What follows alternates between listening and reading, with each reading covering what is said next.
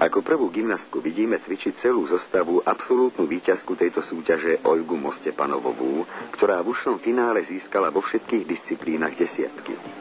V súťaži družstiev, z ktorej je aj táto zostava, sa Mostepanovová dopustila značných chýb, keď najväčšiu urobila pri letke vzad roznožno. Dotkla sa ľavou nohou o žrť. V jej 15-prvkovej zostave by sa žiadal náročnejší začiatok i záver zostavy.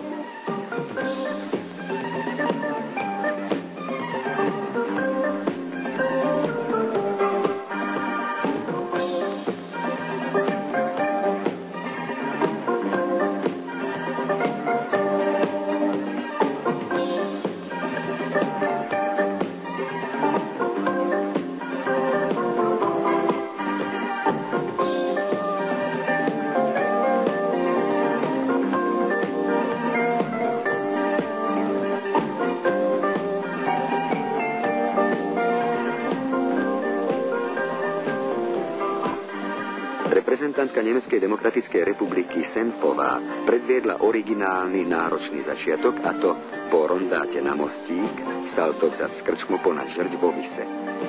Takéto začiatky majú a budú mať miesto v zostavách vrcholových gymnastiek. Medzi najobťažnejšie cvičebné tvary z obsahu svetovej gymnastiky patrí v jej 17-prvkovej zostave kmih podmetmo s 1,5 obratom. Veľmi náročný, zodpovedajúci súčasnému trendu vo svete, je aj jej záver, a to podmet s polobratom a salto vzad z krčmo s celým obratom.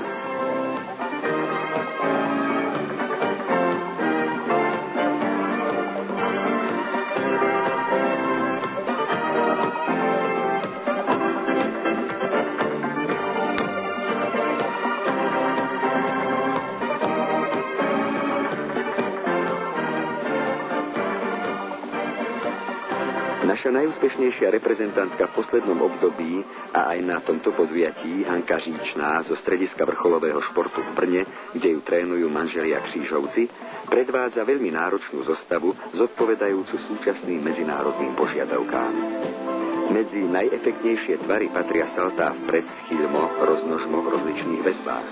Bude však potrebné, aby bol náročnejší začiatok jej zostavy a aj záver, ktorý tu mala s neistým doskokom.